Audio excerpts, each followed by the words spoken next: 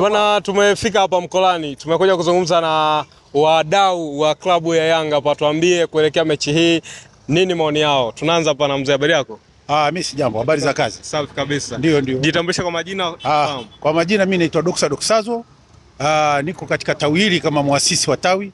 Lakini hapo vile nimefuatana na mwenyekiti wa kamati ya starehe na maafa wa tawi hili. Na yeye atajitokeza baadaye. Sawa.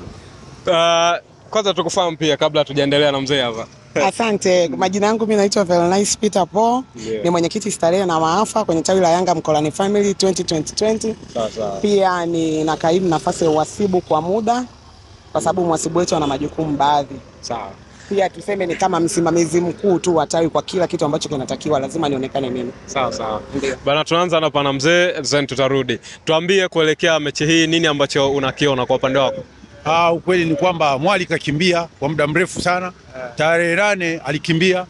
Tarehe 15 hakujitokeza. Sasa mwishoe mwananchi namba moja akabidi akatukalisha chini sisi sote na kueleza kwamba jamani, nyinyi ni watoto wangu wote, na maana kwamba ninataka dabi lipigwe. Na sasa baada ya kupigwa dabi sisi tumekuko Zanzibar na tumerudi Dar es Salaam. Tumekubali kwamba dabi letu lipigwe. Marefari wametoka nchi za nje, basi tunakubali tunalikipiga. Na lazima niseme kwamba kabisa niko hapa Mkolani leo na nimekaa hapo, kesho tutakuja kuniuliza. Lazima leo mnyama afe.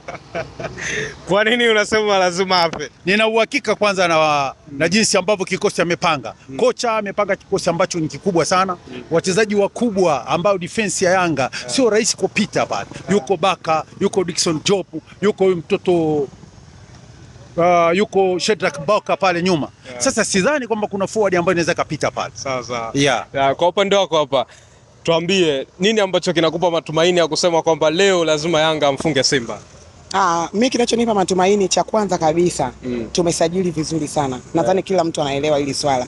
Yaani ukiweka kikosi cha Yanga African na kikosi cha Makolo ni vitu viwili tofauti kabisa. Kwa hiyo tunajua kabisa yani ni kama ni maji na mafuta yanajitenga. Kwa hiyo uwezo ukasema kwamba Simba kwamba atatamba kwa Yanga ni kitu ambacho hakiwezekani kwa kweli. Kumbuka kwamba atakayeshinda leo ndo anaenda kubeba ubingwa. Unahisi kwamba Simba inaweza kuwa rahisi kuachia nyewe mchukue ubingwa mbele yao?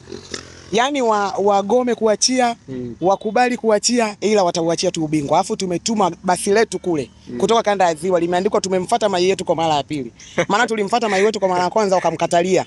Wakakataa kumweka mai mezani. Kwa hiyo sasa hivi basi letu limeandikwa upya, tunamfuata mai wetu kwa mara ya pili. Kwa hiyo tuna uhakika na walienda kuwakilisha kule wanarudi na kombe. Sawa. Mzee, tuambie, Simba walikaa kimya baada ya kutangazwa mechi ya tarehe 28 hii. Ya tarehe 25 I mean. Nini ambacho unahisi walikuwa wanakifanya? Kwa sababu maneno wanasema kwamba ni kama walikuwa wanachezea Yanga kisaikolojia ili waweze kuingia kwenye mtanange, kwenye mtego wa leo yani.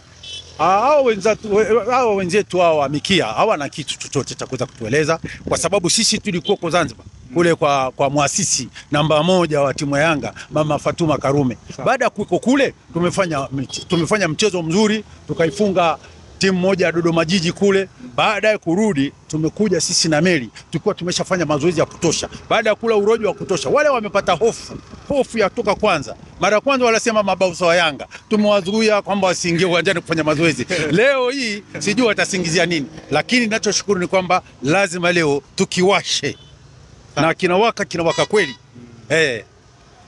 Bana, wape neno la mwisho wana Yanga, lakini pia waambie wana Simba nini ambacho anaenda kukutana nacho leo.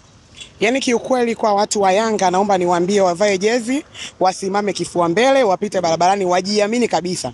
Kombe ni la Yanga kwa namna yoyote ile. Yaani kitu ambacho kinaweza kawafanya labda Simba wapate ile kombe labda waliibe tu. Kwa kusema kwamba watachukua kombe kawaida hivi ni kitu ambacho kiwezekani. Pia ni washauri mashabiki wa Simba kwa upole jamani, kwa upole, narudia tena kwa upole. Naomba mle kabisa chakula cha mchana. Sawa. Na cha usiku na cha kesho asubuhi.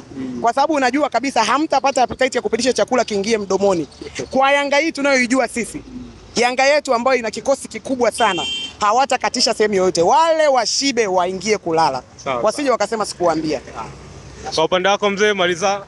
Sisi tumeshasema timu yetu ni kwamba gusa unate. TRA, touch return and authority. Sasa sisi ni mpira ambao wachezaji wetu na mechi zetu tumeshaziona nyingi tu.